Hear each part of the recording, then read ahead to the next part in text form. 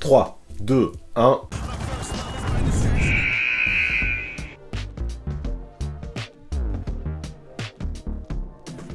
Salut à tous, comment ça va en ce samedi? Moi ça va pas mal parce que lundi, sur Twitch, vous avez décidé que l'on parle d'un joueur qui fait sensation en ce début de saison, Jason Tatum. En plus de ça, je me suis rendu compte que ça faisait longtemps que j'avais pas parlé des Celtics sur la chaîne, parce qu'à chaque fois que je l'ai proposé sur Twitch, ça faisait un flop. Mais là, cette fois-ci, vous avez été chaud, ça m'a plu, j'en ai donc profité pour partir en mode coast to coast.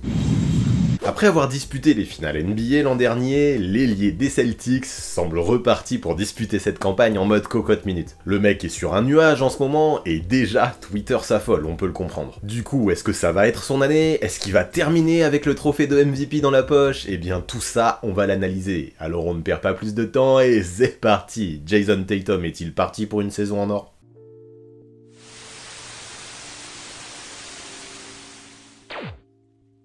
Là aujourd'hui, moi ce que je veux voir, c'est si Jason Tatum est de calibre MVP, et de savoir si en fin de saison, ce trophée, il peut se l'approprier, ou au moins faire partie des candidats principaux. Alors pour commencer, étudions un petit peu ce qu'il a fait saison après saison, après ce niveau-là, histoire d'étudier sa progression et de dégager un maximum d'indicateurs. Quand Danny Ainge en 2017 a transféré son first pick à Philadelphie, contre le 3ème, c'est qu'il savait très bien que les Sixers avaient envie de Markelle Fultz, tandis que lui, dans le viseur, avait un jeune gars auquel il croyait très fort, mais qu'il pourrait récupérer plus bas avec ce choix numéro 3. Jason Tatum. Avec le recul, le choper si bas derrière Fultz et Lonzo Ball, c'était juste un coup de génie, et certains doivent s'en mordre les doigts bien fort aujourd'hui. Mais sa valeur, même s'il a réalisé une saison rookie plutôt solide, Tatum ne l'a pas montré directement. Bien sûr que réaliser une première saison à 14 points et 5 rebonds de moyenne, c'est très fort, ça lui a même permis d'être élu dans la All Rookie First Team, mais à cette époque-là, personne n'imaginait qu'on pourrait aujourd'hui discuter de lui comme un potentiel MVP. Pourtant, dès ses premiers playoffs déjà, JT montrait sa valeur et ses progrès, augmentant toutes ses stats en atteignant une moyenne de 18 points et demi sur la post-season, et aidant son équipe D6 à atteindre les finales de conférence, perdues en 7 matchs face aux Cavaliers de LeBron James. C'est à ce moment-là en fait, quand on voyait comment il pouvait agir à seulement 19 ans dans les grands moments, qu'on commençait potentiellement à se dire qu'on avait sous les yeux un futur crack. Et ça, ce nouveau statut, il l'a confirmé dès l'ouverture de sa saison sophomore, pour le premier match face aux Sixers, avec une perf à 23 points et 9 rebonds, pas mal. De plus en plus régulier, de plus en plus performant, il montrait peu à peu que le futur des Celtics pourrait potentiellement passer par lui, et pour tout ça, il y avait de quoi être enthousiaste. Bon, après avoir remporté le Skills Challenge et réalisé une campagne à 16 points par match, les progrès ne se montraient pas non plus fous, mais on le sentait, le mec était de plus en plus propre, gagnait en maturité, et ne demandait qu'à exploser, malgré une défaite des siens en 5 petits matchs dès le deuxième tour de la post-season cette année-là.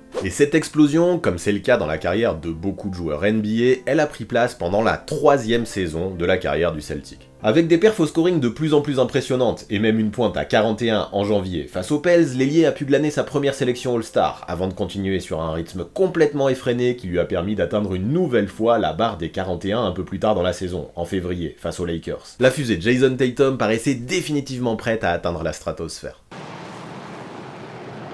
Sauf que là est arrivée la pandémie, et une pause de plus de 4 mois, qui dans le développement d'un si jeune joueur aurait pu être dévastatrice. Mais le mec a bossé pendant ce temps-là, et malgré un retour un petit peu difficile à la compétition, en termes d'adresse, il a vite retrouvé son niveau. Une nouvelle fois dans la bulle, les Celtics progressent jusqu'au final de conf, face à Miami, mais malheureusement, alors que Tatum aurait pu vivre son premier vrai moment de gloire, dans le Game 1, sa tentative de dunk égalisateur dans les derniers instants fut contrée par un Bam Adebayo en mode bestial. Les 6 durent s'arrêter une nouvelle fois à ce stade de la compétition, éliminé par le 8 en 6 matchs. Cela ne l'a tout de même pas empêché de finir sa post-season à quasi 26 points par rencontre, de finir dans la All NBA Third Team et même de terminer 12ème dans le vote pour le trophée de MVP. À seulement 21 ans, encore une fois, autant le dire, c'était sacrément prometteur. Tous ces accomplissements lui ont ensuite permis de signer une grosse prolongation de 195 millions sur 5 ans avec Boston, et tous ces dollars, il a vite montré qu'il les méritait. Une perf à 53 points face aux Wolves pour lui, une autre un peu plus tard à 60 dans une remontée fantastique face aux Spurs, une nouvelle sélection All-Star, des trophées de joueurs de la semaine, une moyenne de 26,4 unités par rencontre, tout semblait rose pour l'ailier, sauf que cette année, les 6 sont passés à côté. Avec un bilan de 50% de win, il dure passer par le play-in.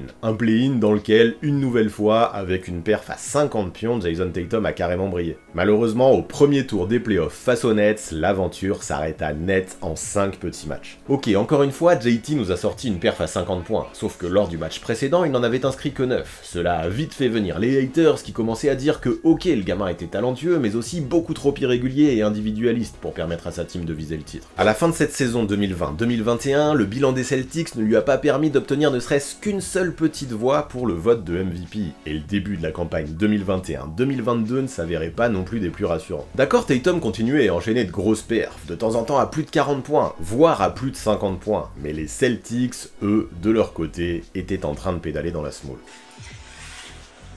En décembre, l'équipe du Massachusetts n'avait remporté que 16 victoires sur ses 35 premiers matchs, et là encore les critiques fusaient. Tatum avait beau être un scoreur ultra gifté, il n'était pas un vrai leader selon ses haters, et son côté selfish revenait réellement sur le devant de la scène. Mais ça n'a pas duré très longtemps, ça a très vite changé au moment du All-Star Break, période pendant laquelle les Celtics ont connu un véritable électrochoc. En laissant davantage le jeu venir à lui, en forçant moins, JT a fini par trouver son rythme de croisière, et suite à l'arrivée de Derrick White sur le banc, l'équipe, dans le sillage de l'ailier capable de faire des semaines à plus de 42 points de moyenne avec une efficacité remarquable et une propreté à faire rougir une tomate, s'est juste mis à tout péter. La team se montrait transformée, hyper soudée, et défensivement, elle s'est carrément imposée comme l'une des super places fortes de la ligue. Dans cette dynamique, Boston a entamé une remontée fantastique au sein de la conférence Est, remportant 35 de leurs 47 derniers matchs, un truc de zinzin. Tout ça a permis aux Six d'obtenir le seed-2 de la conférence Est et même d'atteindre les finales NBA, une histoire que personne ne s'imaginait pouvoir raconter encore quelques mois auparavant.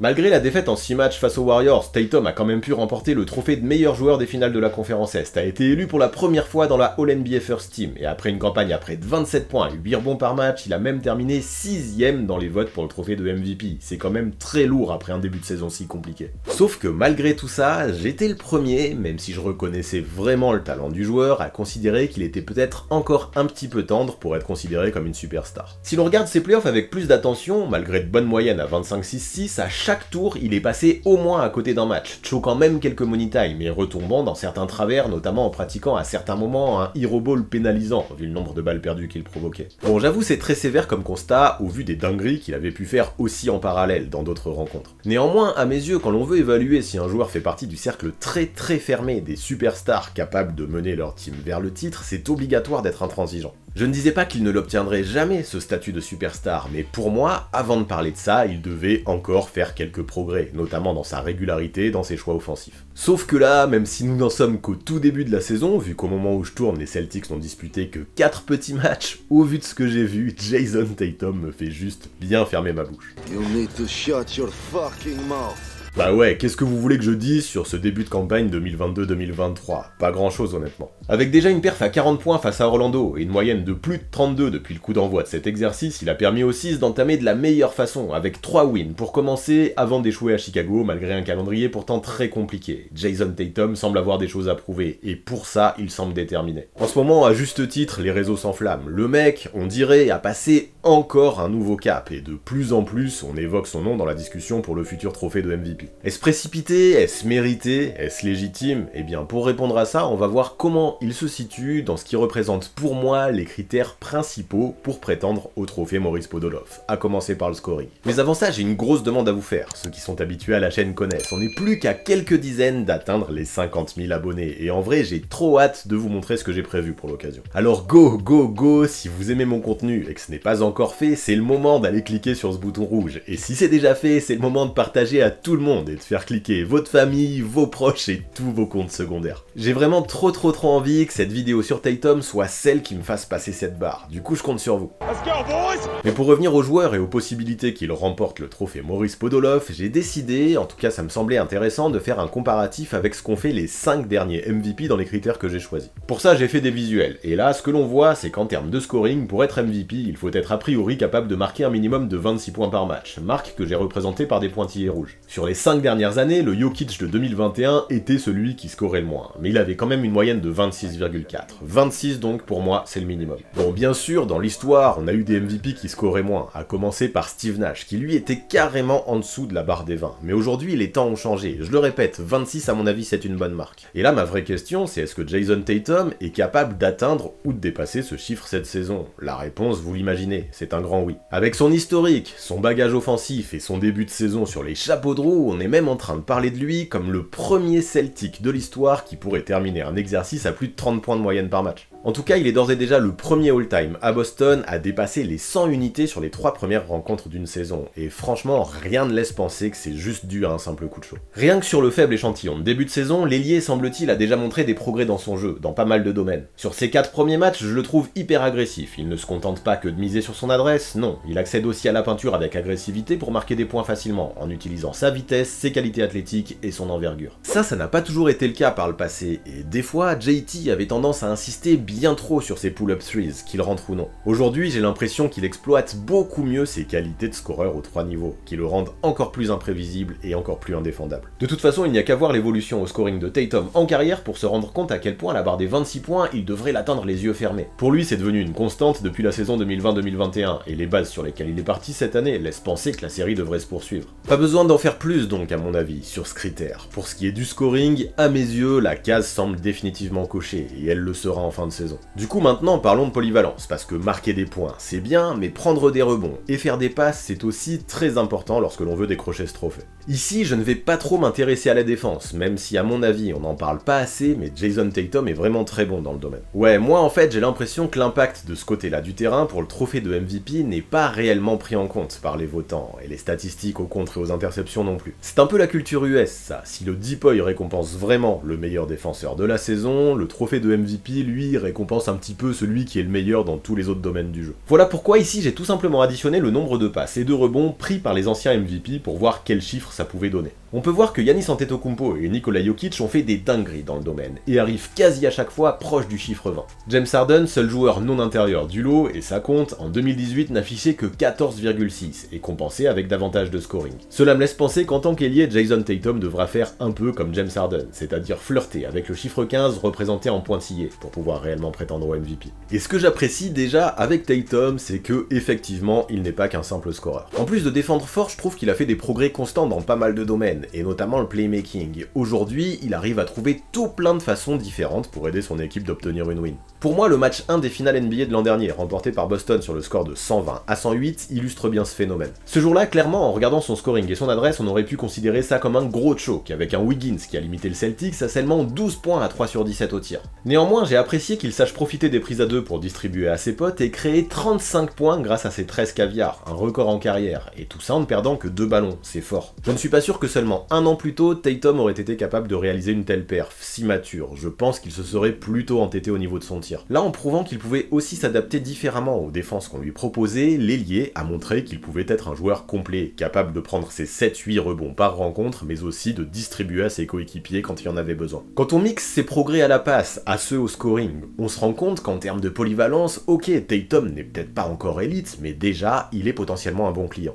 Ça peut lui permettre de se transformer en game changer tous les soirs, même quand ses shoots ne voudront pas rentrer, et ça justement, c'est bien ce que l'on attend d'un futur MVP. Si jusque-là, son total de rebonds et de passes n'est pas tout à fait à la hauteur de ce qu'il a fait la saison précédente, il faut se rappeler qu'au moment où je tourne cette vidéo, il n'a joué que 4 matchs. Depuis le début de sa carrière, il a réussi à augmenter ses chiffres chaque saison, et il n'y a pas de raison pour que ça ne continue pas. Néanmoins, comme vous pouvez le voir, il est encore loin de la barre des 15, et pour être MVP, à mon sens, il devra soit réussir à faire un réel step-up dans le domaine, j'y crois moyen, soit tout défoncer au niveau des points, histoire de compenser, comme pouvait le faire James Harden justement. Donc ouais, en termes de polyvalence, Tatum ne possédera peut-être pas les chiffres suffisants pour cocher la case, mais ce n'est pas rédhibitoire. S'il compense en étant quand même un minimum complet et en scorant des brouettes de points, ça pourra faire quand même l'affaire, je pense. Néanmoins, pour moi, il y a toujours d'autres critères à remplir, et même si bien sûr, faire des perfs à 40 ou 50 points, c'est énorme, et ça comptera, ce que l'on demande aussi à un MVP, c'est d'être très régulier. Là, pour ce qui est de ce critère, je vais encore m'intéresser au scoring, parce que oui, ce que l'on attend d'un joueur de ce calibre, c'est qu'il passe le moins souvent possible en dessous de la barre des 20 points. Et ce que l'on voit avec ce graphique, c'est que 4 des 5 derniers MVP atteignaient la barre des 20 points au moins 85% du temps, avec un record à 96% pour James Harden, c'est insane. Et même si le Jokic de 2021 n'affichait qu'un chiffre de 76%, je pense que c'est bien de laisser la limite à 85. Parce que oui, même si le Joker cette année-là en termes de scoring était moins régulier que d'autres MVP, il compensait cependant avec une polyvalence et un impact au rebond et au pass que Tatum n'aura probablement jamais. Voilà pourquoi le concernant, à mon sens, il doit viser au minimum la limite de 85% de matchs à 20 points ou plus pour prétendre à ce trophée. Du coup, ce qui est peut-être compliqué, c'est que JT a pris une mauvaise habitude, et on l'a bien vu l'année dernière, celle de commencer ses saisons en mode diesel.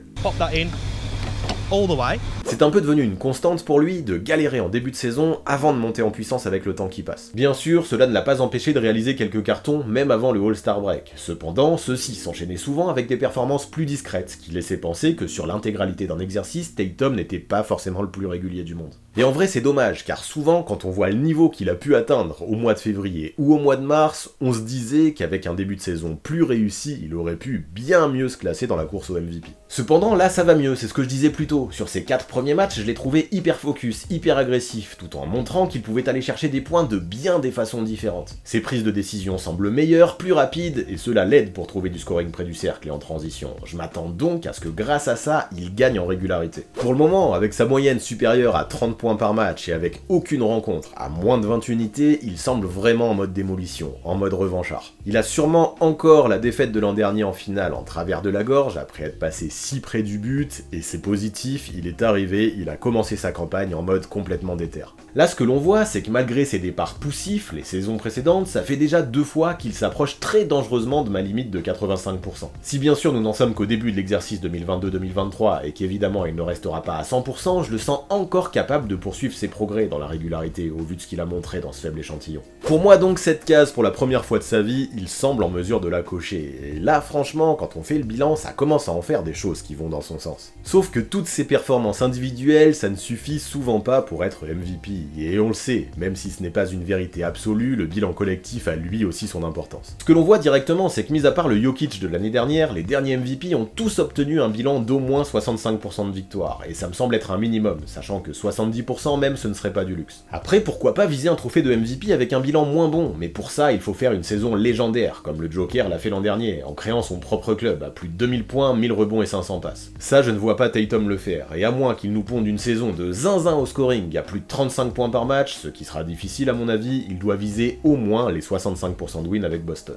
Et là ce qui est cool, et ce qui est à peu près sûr, c'est que les Celtics, au moins sur le papier, semblent réellement en mesure de terminer dans le top 3 de la conférence Est. L'équipe a l'air d'être en mode rédemption depuis le début de la saison, et le niveau de jeu affiché par le collectif est plutôt impressionnant. Malgré le drama autour de Ime Udoka, Joe Mazzulla a l'air de bien assumer la relève, tandis que les joueurs, eux, commencent à avoir un très bon vécu commun, avec des leaders grognards comme Marcus Smart, Al Horford et Derrick White, des stars hyper talentueuses comme Jason Tatum et Jaylen Brown, et des jeunes comme Grant Williams ou Peyton Pritchard qui pourraient encore passer un step. En fait, là, ce qui me plaît, c'est que même malgré l'absence de Rob Williams, qui est un petit peu l'âme défensive des Celtics dans la raquette, l'équipe tourne bien. Les joueurs sont soudés, chacun essaye comme il peut à chaque fois de compenser les erreurs des autres, et depuis l'année dernière, ça se voit, quelles que soient les absences, cette team semble posséder une vraie âme. J'avoue pourtant qu'en début de saison, j'avais quand même très peur du manque de rotation intérieure. Et pourtant, là, je trouve que depuis le début de la saison, les 6 s'en sortent bien et font presque oublier l'absence du Time Lord collectivement. Ça, on l'a vu notamment lors de l'Opening Night, où même malgré les fautes de ses pivots et même face à Joel Embiid, Mazzulla a trouvé des solutions, jusqu'à envoyer Marcus Smart sur le Sixers, qui malgré son manque de taille, a su bien l'embêter, avec sa filouterie, sa hargne, sa science du jeu et sa combativité. Ajoutons à ça la présence de Malcolm Brogdon en tant que 6ème homme, et là, il n'y a pas à dire, cette équipe paraît affûtée, et ce serait sûrement même une vraie déception de l'avoir terminé en dessous des 65% de victoire. De toute façon, il n'y a qu'à regarder les bilans de ces dernières années, et on le voit, Boston, mis à part en 2021, est toujours resté proche de cette barre. Avec une équipe qui sur le papier semble meilleure que les saisons précédentes, une cohésion qui paraît à son summum, et un début d'exercice qui confirme les bonnes choses que l'on pensait d'eux, Jason Tatum et les 6 devraient a priori bien cocher là encore cette case du bilan collectif. Encore un point qui va dans le sens de l'ailier. Tout ça c'est déjà très cool, très intéressant, mais pour être MVP, il faut aussi remplir un critère primordial. primordial, celui de rester en bonne santé et de jouer suffisamment de matchs. On le voit directement dans le graphique, les 5 derniers MVP ont tous joué au moins 86% des matchs de la saison, avec une pointe à 100% pour le Jokic de 2021, ça fait beaucoup. Pour ça il faut avoir un corps qui tient la route, un côté Iron Man, une faculté à vite récupérer, ne pas avoir besoin de load management et avoir suffisamment de chance pour éviter les blessures, rien que ça, et clairement je le pense, 85% de matchs joués est un minimum. Une saison NBA de 82 matchs c'est un marathon, et si les joueurs veulent arriver au bout, ils n'ont pas le choix.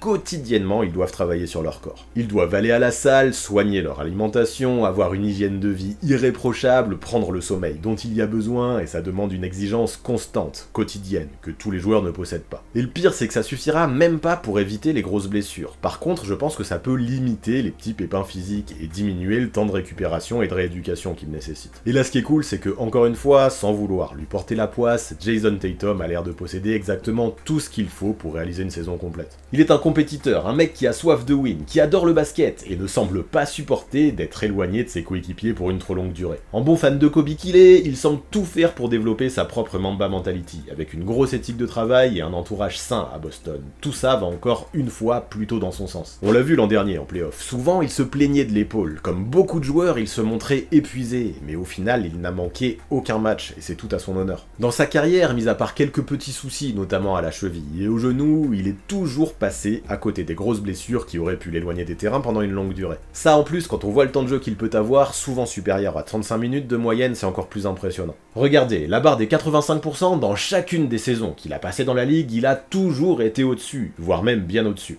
Et si encore une fois évidemment il ne restera sûrement pas à 100% lors de cette campagne qui jusque-là ne comporte que 4 matchs, sa condition physique et son jeune âge de 24 ans peuvent amplement laisser penser qu'il continuera cette série. Et voilà donc une nouvelle case qui devrait être cochée. Alors avec tout ça, qu'est-ce qui pourrait lui manquer? Eh bien pas grand chose, même si on sait très bien qu'en NBA on adore les belles histoires, et la narrative pour un trophée de MVP est primordiale. Dans la grande ligue, on a besoin de vendre des maillots, et pour ça, pour séduire les fans, c'est super important d'inventer un très beau récit autour du MVP, qui lui va être le visage de la ligue pendant au moins un an. Et là, je ne vais pas en faire des masses, mais en termes d'histoire, celle de JT semble déjà toute trouvée. Après 4 saisons durant lesquelles le trophée a été distribué à des joueurs internationaux, il peut être la jeune pépite américaine qui, après avoir échoué lors des finales l'an dernier, revient le couteau entre les dents pour terminer cette série et montrer à la terre entière qu'en NBA, les joueurs US ont toujours le contrôle. Avouez que, au moins au pays de l'oncle Sam, ça peut faire vendre cette narrative. Ajoutez les perfs à 40 ou 50 points qu'il devrait nous pondre et qui devrait faire parler, et la présence constante de son fils Deuce à ses côtés, qui lui donne une image de gendre idéal, de bon père de famille, et tous les éléments sont là. Pour ce qui est du storytelling, je ne m'en fais pas du tout. Si JT réalise une bonne saison à la hauteur des attentes, les médias trouveront forcément de très beaux récits à raconter. Du coup tout ça c'est très bien, et tout plein de voyants positifs semblent allumés pour que Tatum en fin de saison puisse remporter son premier trophée de MVP. Mais ça, est-ce bien son objectif? Là récemment, quand on lui a parlé de MVP en conférence de presse, j'ai bien aimé qu'il ne cache pas ses ambitions, affirmant que c'était un rêve depuis tout petit, mais restant tout de même lucide, rappelant que la saison ne venait que de commencer, tout en insistant sur le fait que sa mission principale devait être avant tout de ramener un titre à Boston. Évidemment c'est un discours plaqué, limite appris et récité, mais franchement j'aime bien quand même qu'aujourd'hui il trouve les bons mots, ce qui n'a pas toujours été le cas en interview depuis sa draft. Il est conscient que s'il permet à Boston d'aller le plus loin possible, les trophées individuels viendront, et pas l'inverse, c'est un discours de MVP.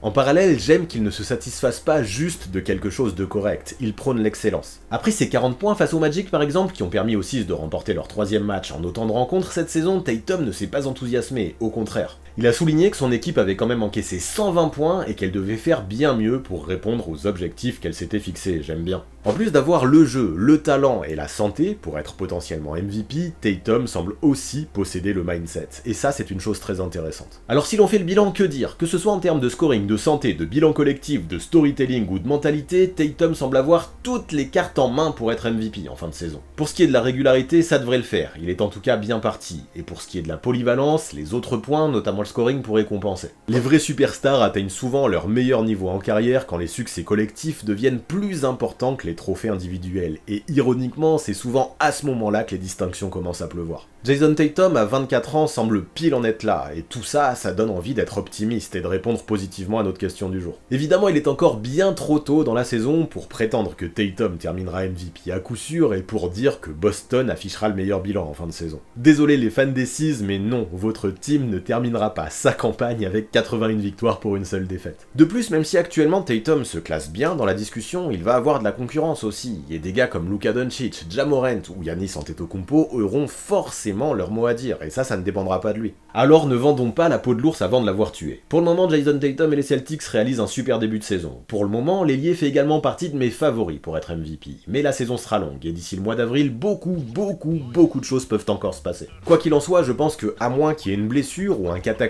collectif du côté des Celtics, et ça j'y crois peu, JT sera au moins dans la discussion. Tous les voyants semblent donc au vert pour que l'ailier réalise une saison en or. Et ne le cachons pas, on a quand même très hâte de voir le niveau qu'il est capable d'atteindre. Voilà pour ce qui est de Jason Tatum, voilà pour ce qui est de ce nouveau Coast to Coast. Vous en pensez quoi, vous? Tatum MVP en 2023 ou c'est bien trop tôt? Dites-moi tout ça en commentaire, donnez-moi votre avis, vous le savez, à chaque fois c'est un régal pour moi de connaître vos tendances. Et pour finir, vous connaissez les bails, on s'abonne à la chaîne, on active la cloche pour recevoir les notifications, on lâche un maximum de pouces bleus et on rédige ses meilleurs commentaires. Big up en tout cas à tous ceux qui sont restés jusque là dans la vidéo, c'est super important pour le watch time, le référencement et la mise en avant sur YouTube, et merci à tous ceux qui continuent à soutenir sur Twitch et sur Tipeee. Franchement, vous êtes la MIF, et si vous aussi vous voulez rejoindre cette MIF, vous savez quoi faire. Toutes les infos seront dans la description. A très vite.